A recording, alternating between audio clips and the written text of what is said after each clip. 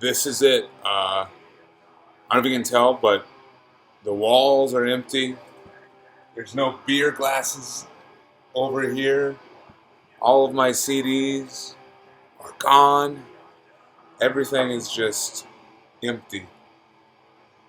It's official. I am leaving Charlotte, North Carolina for quote unquote greener pastures in New Orleans, Louisiana, of all places. So I have been saying kind of goodbyes to this area that I've considered my home for the past 6, 7 years, and it's been good. Some of it's been bittersweet, but most importantly, I went to some of my favorite record stores in Charlotte and one of my favorite breweries. So I want to take some time, talk about the last haul of hauls before I haul myself out of here. Every night, the same dream returns.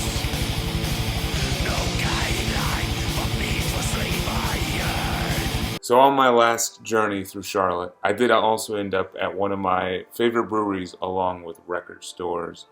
And this is not just a favorite brewery for Charlotte, but for North Carolina and really just overall. I'm talking about uh, Burial Brewing. This is one of their glassware that I, of course, have. Um, and holy shit, I was there for a long while, racked up quite the tab, had quite the number of drinks and good laughs with the friends that I had around to, kind of send me off in style. So I wanted to crack open another burial beer in honor of my favorite North Carolina and Charlotte brewery. This is Extra. It's just their extra dry hopped American Pilsner. And man, whatever this brewery does, they do it well. They have amazing 15% like stouts, as well as amazing, just simple lagers and pilsners. And this definitely counts. It's refreshing, but then there's a little bit of a hop bite to it, so a little more flavor than your average pilsner. I like it. Now onto the music. All right, so the first record store I went to is probably one of the bigger ones here in Charlotte. And if anyone is just stopping through Charlotte and has time to visit one record store, this is the place that I would recommend going to. And I'm talking about Lunchbox Records. It's right outside of the uptown area in like more of a hipster neighborhood called Plaza Midwood. And great selection, very reasonably priced. I mean, you're not going to find like amazing jaw-dropping deals, but they definitely don't overcharge for what they have. And they always have a great selection of new, and there's a lot of product that is always moving through in the used department as well. So going there every 2 to 3 weeks for me, I would find like a whole new selection of great, perfectly priced used CDs and records. I picked up 3 phenomenal used CDs when I went, and some of these are ones I've been looking for. Actually, all 3 of these I've been looking for a while. The first one I want to highlight, which is what's playing in the background right now, is the latest album from Denial of God. And this is The Hallow Mass. Of course, the glitter is pretty bad. Let me try this. It's a little better. Yeah, this is like some very heavy metal oriented Hellenic black metal. This album came out in 2019, and Denial of God are a band from Denmark. So, Danish band, but they definitely harken back to that Hellenic black metal sound. Very ritualistic, very oriented in classic heavy metal. Just great stuff. I really love every single track on this album. I've been looking for it for a while. I mean, of course, Hell's Headbangers always had it, but great to find it in the wild, used. Just finished up listening to Hell Mass. That song is awesome. Um, the Lake in the Woods is a great track as well. Want to at least highlight another one. So there we go.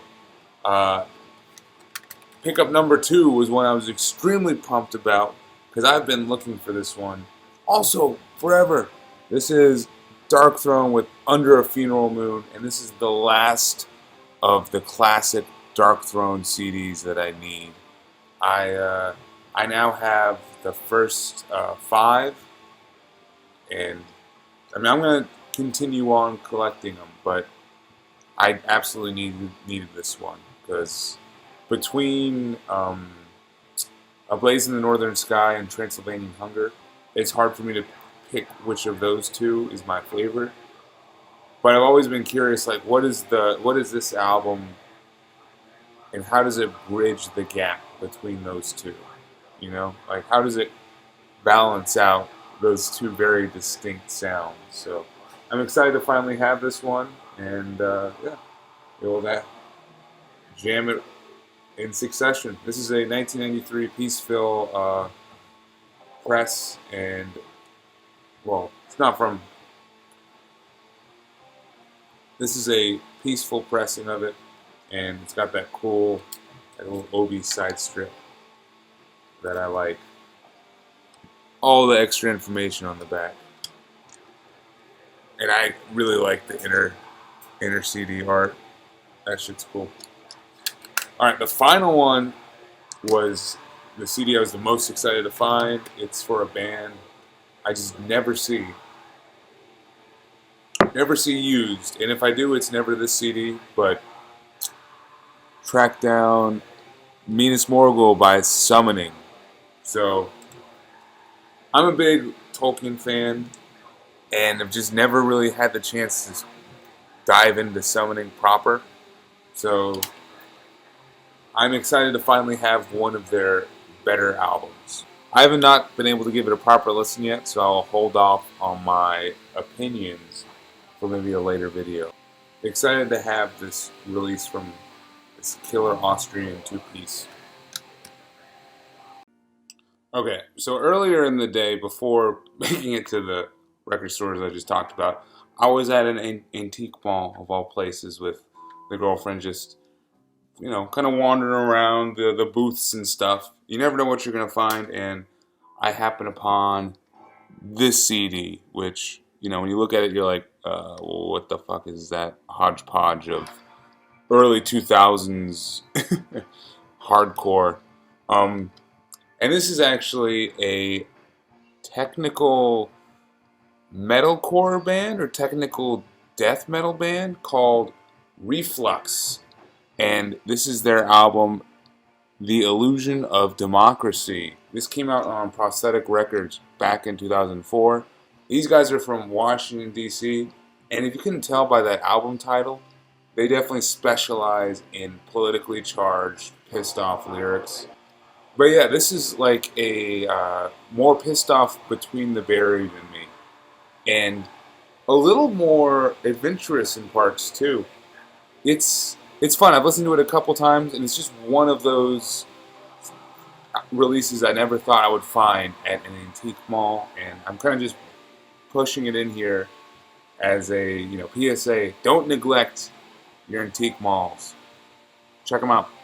The second record store I went to is called Repo Records, and it's more or less just up the street from Lunchbox, kind of on the opposite end, moving out of the hipster territory of Charlotte, if you will. I didn't pick up anything too crazy from them. A couple dollar records, but if you know me, you know I stand by my dollar records, and I got a couple good ones to show off. So, first off, Leaves Eyes with their 2005 album, Vinland Saga.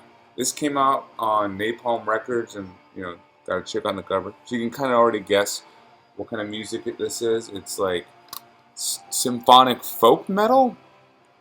It's kind of cool. I haven't had the chance to listen to it too much yet, but I did some research, and this band supposedly ends up being not very good, but this is one of those albums before they, you know, take that nosedive into mediocrity and excessive cheesiness. So, I'm gonna try Leaves Eyes, see how it sounds.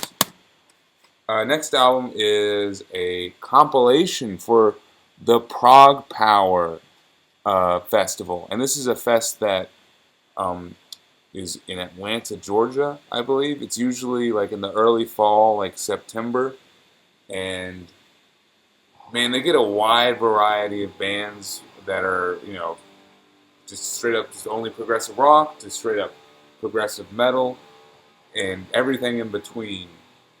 And some really special performances at the fest too. So, as soon as I saw this compilation, I knew I had to get it. This is their 16th compilation. So I don't know if this coincided with Prog Power 16 or what, but I'm happy to have it. It is a 3 CD comp.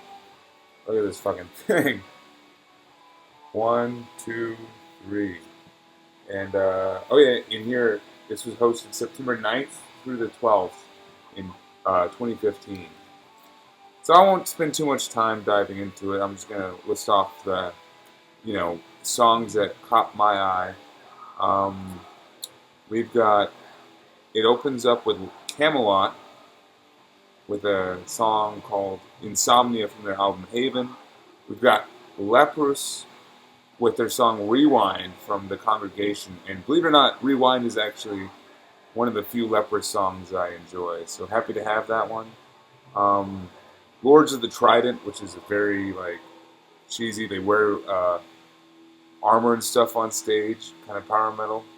They have their song Knights of Dragon's Deep from their album Frostburn on here. A Sound of Thunder, another cool power metal band with their song Tower of Souls. We've got a Riverside song, Discard Your Fear from Love, Fear, and the Time Machine.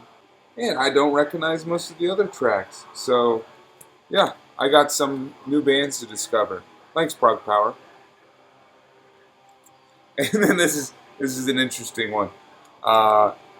Destruction's 2016 album, Under Attack, for $1. I don't know why. There's like a light scratch on here. I listened to about a half of this, and it sounded fine. And really, though, I've heard mixed things about this album and really their whole more recent output. It sounded good to me. I immediately enjoyed the title track, and then track 2, Generation of Nevermore. I mean, it's just straight up more commercial thrash metal, but there's still a bite to it that I think the German sound definitely has. And maybe a little more leaning towards that heavy metal style. Okay, last 2 CDs are actually not metal, so you've been warned. This one, of course, The Bends by Radiohead. I've been slowly trying to figure out how to get into Radiohead. I like a song here or there. I've got Pablo Honey and Kid A. So it just makes sense that I'll get The Bends. They're usually just a little bit too out there for me. I don't really like Tom York's voice. And I don't know. Maybe this will be the album that I'll click. That will click with me. Time will tell. The other one is a recent discovery that I only kind of got into like a week ago, and then I find this album for $1 at a record store. I'm like, man, it was meant to be. And this is PJ Harvey with her album To Bring You My Love.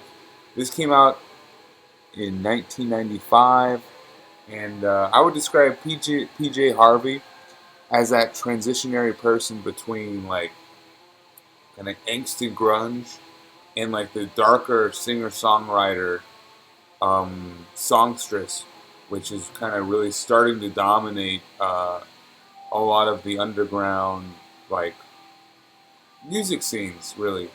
I mean, not metal specifically, but just there's a lot of people who have been getting into artists like Marissa Nadler, Emma Ruth Rundle, um, well, of course, Chelsea Wolfe for a while.